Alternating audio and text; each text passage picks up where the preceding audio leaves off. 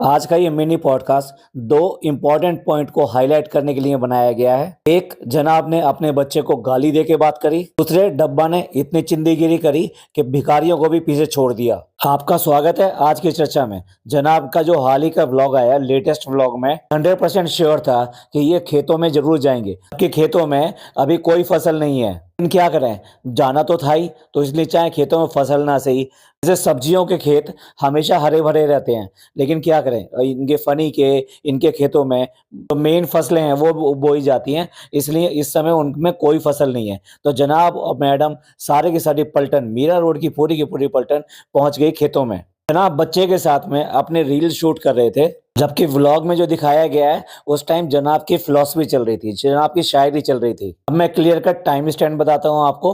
5.10 पे जाइए, यानी 5 मिनट और 10 सेकंड पर जाइए, और उस टाइम उस वीडियो को इतना स्लो कर लीजिए कि 0.5 की स्पीड पे कर लीजिए। स्क्रीनशॉट देखिए, इसमें साफ दिखाई देता है, और ध्यान से देखिए, पिक्चर को इनलार्ज करके देखिए। जनाब ने बच्चे को अपनी गोदी में, यानी अपने हाथों पे ऊपर उठाया हुआ है। अब जब हाथों पे ऊपर उठाया हुआ है तो उसने जनाब के सनग्लासेस, भाई वो सनग्लासेस तो जनाब की बहुत बड़ी इज्जत है, और बच्चे ने गलती से उस इज्जत पे हाथ डाल दिया। उसने पहले उतारने की कोशिश करी, तब तक चश्मे तक उसका हाथ नहीं गया, सनग्लासेस तक हाथ नहीं गया।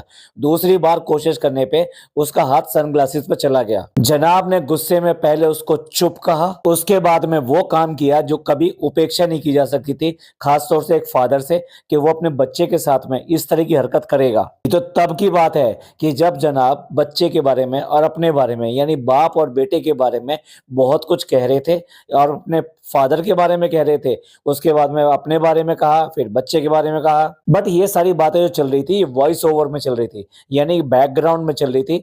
आप धीरे धीरे उसकी लिपसिंग को पढ़ने की कोशिश कीजिए कि जनाब ने उस टाइम क्या कहा है। तो जनाब ने वहां पर अपने ही बच्चे को बहन की गाली दी है। अब देखिए, यहाँ पर एक सीमा रखते हैं, इसलिए हम वो सब बातें नहीं बोल सकते, इसलिए सिर्फ इतना बोल रहे हैं कि जनाब ने पहले चुप कहा, उसके बाद में बैक चोर कहा। आई थिंक आपके समझने के लिए काफी है। अगर आपको लगता है कुछ और है तो आप उनकी लिपसिंग चेक करके देखिए कि वो किस तरह की लिपसिंग की बात कर रहे हैं। साफ साफ जनाब के होंठों से पढ़ा जा रहा है कि उन्होंने वहां पे क्या कहा। अगर ये बात लिटिल बिट भी डिफरेंट है तो फिर ये ऑडियो रिलीज कर दें, जो ओरिजिनल ऑडियो है, कि जहां पर ये सब चल रहा था तो वहां पर क्या रिकॉर्ड हुआ था। अब ये बहाना नहीं चलेगा कि वहां पे ऑडियो नहीं आ सकी। इनकी जितनी भी वीडियो कैप्चर होती हैं, उस वीडियो में बिल्कुल क्लियर कट वॉइस आती है। ग्रुप में भी जितने लोग होते हैं सबकी क्लियर कट वॉइस आती है। भाई आईफोन 17 यूज करते हैं, वॉइस तो क्लियर आती है, और ऐसा कैसे हो सकता है कि पूरे के पूरे व्लॉग की वॉइस क्लियर है, सिर्फ और सिर्फ उस जगह की वॉइस क्लियर ना हो, इसलिए वो ऑडियो रिलीज कीजिए और लोगों से माफी मांगिए कि मेरे से गलती हुई है। जहां पर कि जनाब ये कहने की कोशिश करते हैं कि मेरे कदम जिस तरह से यहाँ पे चले हैं, और उसके बाद में मेरे बेटे के चलेंगे, और मेरा बेटा यहाँ पर देखेगा कि उनके घर वाले कैसे रहे हैं, और उनके बारे में यहाँ क्या क्या बातें रही हैं, ना आपने एग्जैक्टली क्या कहा है और उसके क्या क्या मीनिंग है, ये तो आप हमारे पॉडकास्ट में सुन ही सकते हैं। लेकिन यहाँ सिर्फ और सिर्फ हम उसी बारे में बात कर रहे हैं कि जो छोटी सी क्लिपिंग, जो 5.10, आप जो भी समझ लीजिए, 5 मिनट और 10 सेकंड पर कैप्चर हुई है, और वहां साफ साफ जनाब इस तरह की हरकत करते हुए दिखाई देते हैं। और यही दिखाई दे जाता है जनाब का लेवल, जनाब का लेवल कहाँ पर है। अपने आप को कहते हैं ना कि हम बहुत जमीन से जुड़े कलाकार हैं, हम जमीन से जुड़े हुए हैं, तो जनाब उस जमीन पे देखिए, उस जमीन के नीचे भी कुछ जमीन है, और कुछ पानी है, कुछ पाताल है, तो वहां है आपका स्टैंडर्ड। कहते हैं ना, जो जैसा दिखाई देता है, कोई ज्यादा ही मीठा दिखाई देता है तो कहीं ना कहीं कड़वा जहर उसके पीछे छुपा रहता है। जनाब को जब भी व्लॉग में देखोगे, आपको बहुत हम्बल दिखाई देंगे, बहुत ही सॉफ्ट स्पोकन दिखाई देंगे, कभी आपको ऊंची आवाज, झगड़ा, ये सब नहीं दिखाई देगा। मैडम जो है अपने ड्रामेबाजी में आवाज को ऊंची कर जाती है, टोन को ऊंची कर जाती हैं, बट जनाब का कभी भी टोन आपने ऊंचा जाते हुए नहीं देखा होगा। और वास्तविकता में ये दोनों बहन भाई बिल्कुल अलग हैं। डब्बा की तो लैंग्वेज ही बहुत गंदी है आपस में बात करने की, खासतौर से फनी की भी। आपस में इन लोगों की बात करने की जो तरीका है, वो तू तड़ाक और इस तरीके से बात करते हैं। इसके कई सैंपल डब्बा के व्लॉग में तो मिल ही जाते हैं। भाई ये बहुत ही शेमफुल हरकत करी है जनाब ने, जो उनके बाप होने पे भी धब्बा है, बाप के नाम पे भी धब्बा है, इसीलिए लोग बाग इनकी पेरेंटिंग को शाबाशी देते हैं कि ये कितनी अच्छी पेरेंटिंग कर रहे हैं। ये पेरेंटिंग कर रहे हैं कि इन्होंने कुछ नहीं सिखाया अपने बेटे को, सिर्फ सिखाया तो बुद्धू कहना सिखाया है। बाकी जितनी भी चीजें हैं वो इसकी नानी ने सिखाई हैं। अब बात करते हैं डब्बा की। डब्बा कितनी ज्यादा चिंदीगिरी पे उतर आई है, इसका हाल ही में एक सैंपल दिखाई दिया। कानपुर में जब ये गई थी तो कानपुर में इसको 2 लेडीज मिली जो कि बुर्के में थी और साथ में उन्होंने नकाब भी डाल रखा था। मीन उन्होंने अपना फेस कवर किया हुआ था और देखने से ही लग रहा था वो बहुत ज्यादा अच्छे घर से नहीं थी। मेरा मतलब यहाँ पे उनकी माली हालत से है, यानी कि वो फाइनेंशियली बहुत अच्छी कंडीशन में नहीं है। पर भाई क्या करें, लोग दीवाने हैं, पागल हैं, तो वो इससे मिलने चले जाते हैं और इस सबको पता है कि ये क्या पसंद करती है, इसलिए वो इसके लिए अमरूद लेकर आए।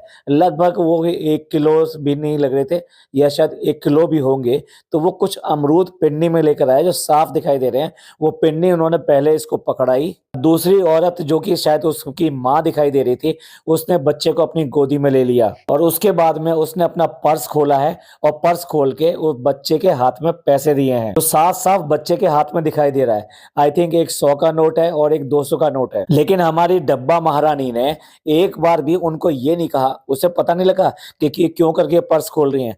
उसे एक बार भी ये नहीं लगा कि भाई ये पैसे देने वाली हैं। लेकिन एक बार भी एक बंदी ने एक बार भी उनको मना नहीं किया कि नहीं नहीं नहीं ये मत कीजिए, ये गलत है। आपका प्यार है, आप ये प्यार से ये लेकर आए हैं, अमरूद लेकर आए हैं, हम अमरूद ले लेंगे, लेकिन नहीं, आप पैसे मत दीजिए बिल्कुल भी। मेरे बच्चे को आपकी दुआओं की जरूरत है, उसको दुआ दीजिए, उसकी जिंदगी के लिए दुआ दीजिए, उसकी खुशहाली के लिए दुआ दीजिए, उसकी कामयाबी के लिए दुआ दीजिए। पर डब्बा ने एक बार भी कुछ भी नहीं कहा और चुपचाप वो पैसे लेके रख लिए। बहुत ही तरस आया देख के और बहुत गुस्सा आया इस बात को देख के कि जिनकी हैसियत इतनी भी नहीं है कि वो प्रॉपर तरीके से अच्छे कपड़े पहन सकें और या अपना जीवन अच्छी तरह चला सकें, वो भी इसको 100-100 200-200 रुपए दे के जाते हैं और ये बंदी उनके 100-200 रुपए लेने में भी समझती है कि ये इनका प्यार है। भाई प्यार मोहब्बत पैसों से नहीं होता, ये कितनी बार समझाया जाए। पर इस भिखारन को मतलब अगर देखिए उसकी फाइनेंशियल कंडीशन और डब्बा की फाइनेंशियल कंडीशन में देखा जाए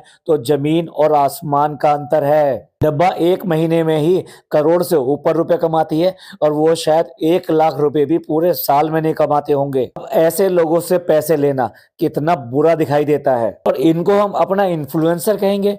भाई लोगों को क्यों नहीं दिखाई देता ये कितना गंदा है। सच पूछो तो ये भिखारियों से भी भिखारी बन गए हैं। सचमुच में इनके घर में खाने पीने इन सब के लाले पड़े हुए हैं। इनकी माँ बाहर जाती है और वहां पर पानी की बोतलें इकट्ठी करती हैं जो मुश्किल से 10 रुपए से भी कम की आती है।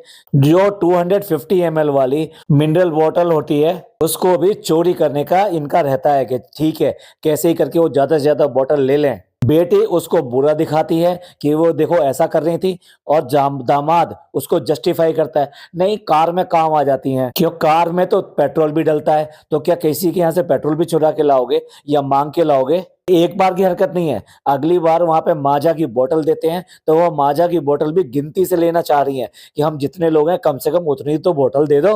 इतनी नीचता वाली हरकत होती है ये सारी। डब्बा का इस तरह से बहुत ही नीचे मतलब आई मीन जो फाइनेंशियली बहुत कम है, बहुत ही गरीब है, गरीब से भी गरीब है, उनसे पैसे लेना बिल्कुल ऐसे लगता है कि जैसे किसी की आप खाल नोच लेते हैं। ऐसा करते हुए शर्म भी नहीं आती, कितना ज्यादा सब के सब बोलते हैं उसको कि इस तरीके से इस तरह से भिखारी ये बन रही है।